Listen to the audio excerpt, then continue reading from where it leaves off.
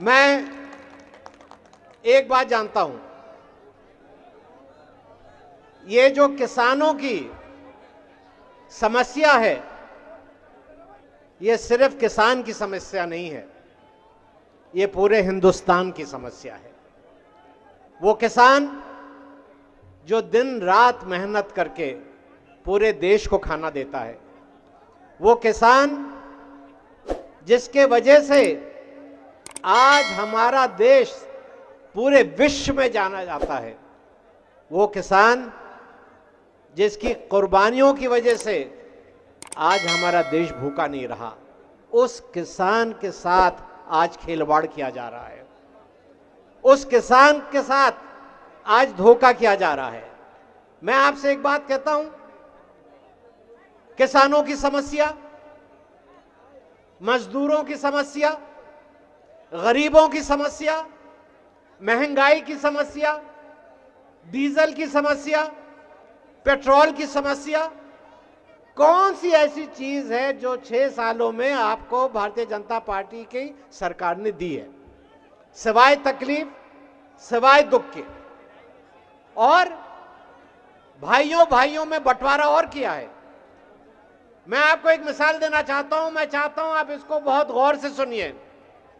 आपने सुना जब अटल बिहारी वाजपेयी जी इस देश के प्रधानमंत्री थे, हमारा दुश्मन पाकिस्तान हमारे देश में घुसा कारगिल की तरफ, 800 हमारे नौजवान उस कारगिल की लड़ाई में शहीद हुए। कौन थे वो नौजवान? वो जाट भी थे, वो ठाकुर भी थे, वो पंडित भी थे, वो मुसलमान भी थे, वो बैकवर्ड भी थे, वो शेड्यूल कास्ट भी थे। इन सब के अपने अलग अलग धर्म थे, इन सब की अपनी अलग अलग बहादुरी थी, मगर हिंदुस्तान की हिफाजत के लिए ये कंधे से कंधा लगा के एक हो गए। और इन्होंने अपनी जान की कुर्बानी भारतीय जनता पार्टी के लिए नहीं दी, इन्होंने अपनी जान की कुर्बानी कांग्रेस पार्टी के लिए नहीं दी, इन्होंने अपनी जान की कुर्बानी समाजवादी पार्टी के लिए नहीं दी, इन्होंने अपनी जान की कुर्बानी इसलिए दी कि हम और आप अपने देश में सुरक्षित रहें। इन्होंने अपनी जान की कुर्बानी इसलिए दी कि ये देश हमारा भाईचारे से आगे बढ़े। और आज क्या हो रहा है? नफरत की जा रही है। मैं तो मुसलमानों से कहता हूं कि सीना चौड़ा करके कहो कि हम मुसलमान हैं।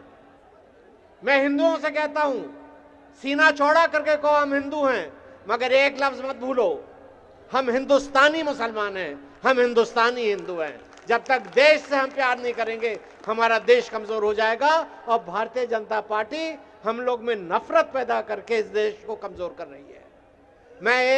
अखिलेश जी,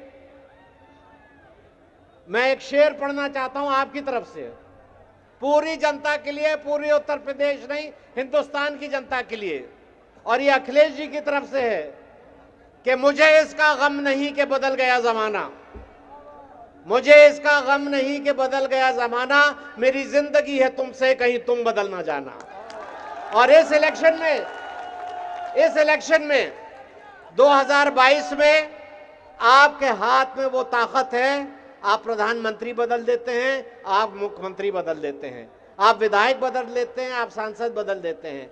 मुश्किल से 10 सेकंड लगते हैं बटन दबाने में, मगर वो 10 सेकंड में आप अपने 5 साल का फैसला दे देते हैं, जो फैसला आप पीछे नहीं ले सकते, जो फैसला आप वापस नहीं कर सकते। तो 2022 में आप अखिलेश जी के लिए नहीं, आप मेरे लिए नहीं, आप अपने लिए वोट डालिए, आप इस देश को बचाने के लिए वोट डालिए, आप उत्तर प्रदेश में परिवर्तन लाने के लिए वोट डालिए। और इन्हीं शब्दों के साथ मुझे उम्मीद है कि हम 2022 में एक नया मुख्यमंत्री देखेंगे, हम फिर से अखिलेश जी को उस गद्दी में बैठाएंगे। आपका बहुत बहुत धन्यवाद, शुक्रिया। जय हिंद, जय किसान।